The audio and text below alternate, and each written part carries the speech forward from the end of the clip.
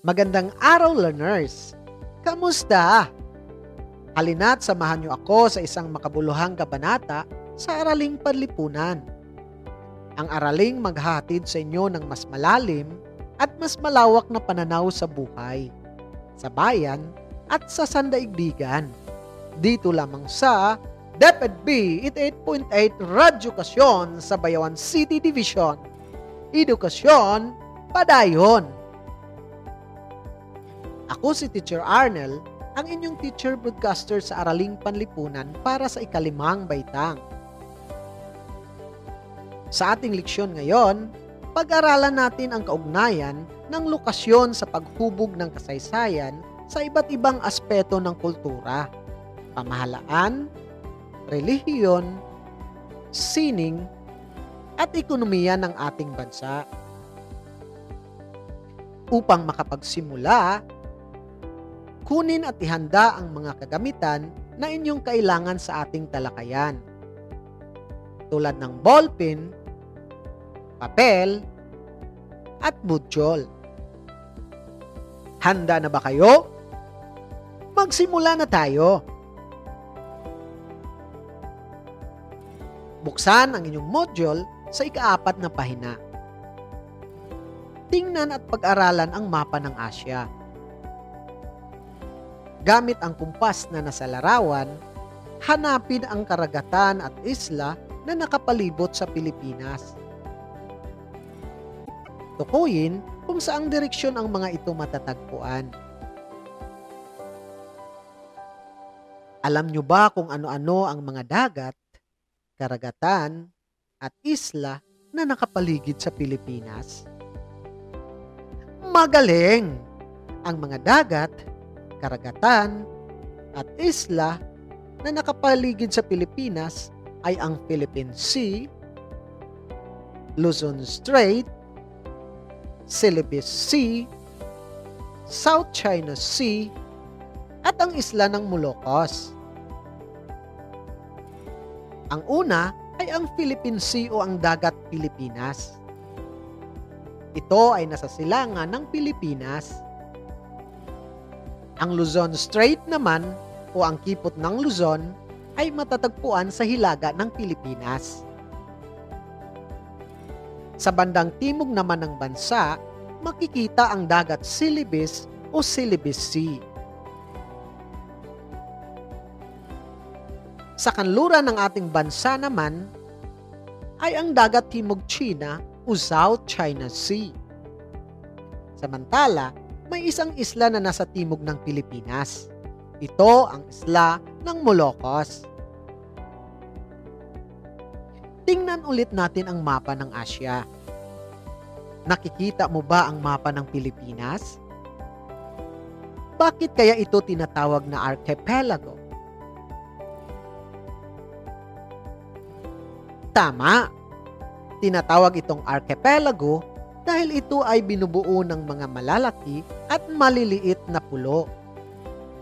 Tinatayang may mahigit sa 7,641 na mga pulo ang Pilipinas at nahahati ito sa 3 pangunahing mga pulo, ang Luzon, Visayas, at Mindanao. Alam mo ba na ang Pilipinas ay matatagpuan sa Timog Silangang Asya? Tama! Ang Pilipinas ay matatagpuan sa Timog Silangang Asya. Ito ay nasa pagitan ng mga latitude na 4 degrees and 23 minutes at 21 degrees 25 minutes sa hilaga at sa pagitan naman ng mga longitude na 116 degrees at 127 degrees sa silangan. Makikita sa silangang bahagi ng Pilipinas ang Philippine Sea at Karagatang Pasipiko. Dagat Celebes sa timog, Dagat Timog China o tinatawag ding kanlurang dagat ng Pilipinas sa kanluran, at ang Baso Channel sa kipot ng Luzon sa hilaga. O ayan, alam mo na kung nasaan ang bansang Pilipinas sa Asya. Pero alam ko, marami ka pang mga katanungan. Kaya, ipagpatuloy natin ang talakayan. Paano nakakaepekto ang lokasyon ng Pilipinas sa paghubog ng kasaysayan nito? Alamin natin yan sa ating pagpapatuloy. Ang estratehikong lokasyon ng Pilipinas ay may malaking kinalaman sa paghubog ng kasaysayan ng ating bansa. Ang Pilipinas ay malapit sa kalupaan ng Asya, kaya napadali ang migrasyon ng mga katutubong Negritos, Indones, Malay, at iba pang mga unang taong naninirahan sa bansa. Ang lokasyon ng Pilipinas ay naging bintahe sa mabilis na pag-unlad ng kalakalan sa mga kalapit bansa nito. Bunga nito, umunlad din ang ekonomiya ng bansa, pati na rin ang kultura nito. O, tanong ulit, ano-ano bang mga bansa ang may kontribusyon at impluwensya sa kasaysayan ng Pilipinas? Malapit ang Pilipinas sa islang tinatawag na Spice Islands o Moluccas, na hinahanap ng mga Europyo para kumuha ng rekado o pampalasa. Ito ang nagbigay daan sa pagdating ng mga Espanyol sa bansa. Nagka-interes ang mga Europyo, lalo na ang Espanya, sa pagsakop sa Pilipinas. Nabago ang ating paniniwala mula sa pagiging pagano dahil ipinakilala ang relihiyong Kristyanismo, partikular ang paniniwalang Katoliko. Maging ang Amerika ay may malaki ring ambag sa paghubog ng ating kasaysayan.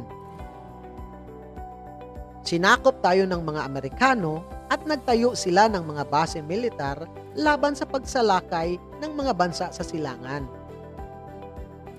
Ginamit ng mga Amerikano ang mga base militar bilang arsenal o imbaka ng mga kagamitang pandigma. Ang Pilipinas ay naging tagatustos o supplier ng mga hilaw na material ng bansang Amerika, kapalit ang proteksyon o pagiging alyado nito sa kanila. Hindi lang yan, naging malaki rin ang impluwensya ng lokasyon ng Pilipinas noong panahon ng mga Hapones. Dahil sa estratehikong lugar ng Pilipinas, ay sinakop din nila tayo para mapadali ang kanilang pagtatag ng imperyo sa buong Asya. Ang estratehikong lokasyon ng Pilipinas ay naging batayan para maging sentro ng komunikasyon at transportasyon at mga gawaing pangkabuhayan ang Pilipinas.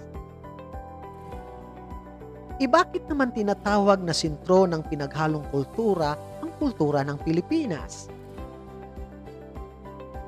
Sa aspektong kultural, ay sinasabing ang Pilipinas ay sentro ng pinaghalong kultura ng mga bansang kanluran at silangan.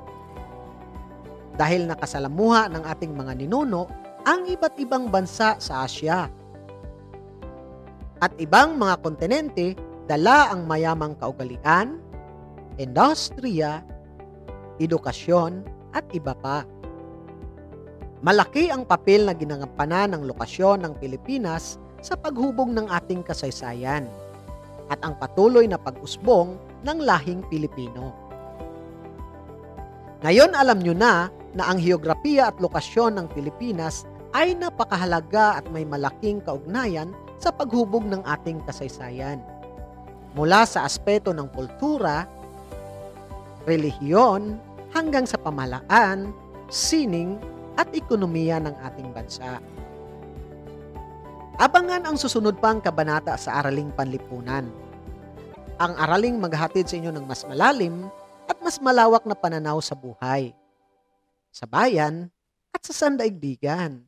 Dito lamang sa DepEd 88.8 Radyo Kasyon sa Bayawan City Division. Edukasyon, padayon. Muli, ako si Teacher Arnel, ang inyong teacher broadcaster na nagsasabing ang batang nag-aaral ng mabuti, nagdarasal palagi, at gumagawa ng tama ay lubusang pinagpapala. God bless everyone! I'm out!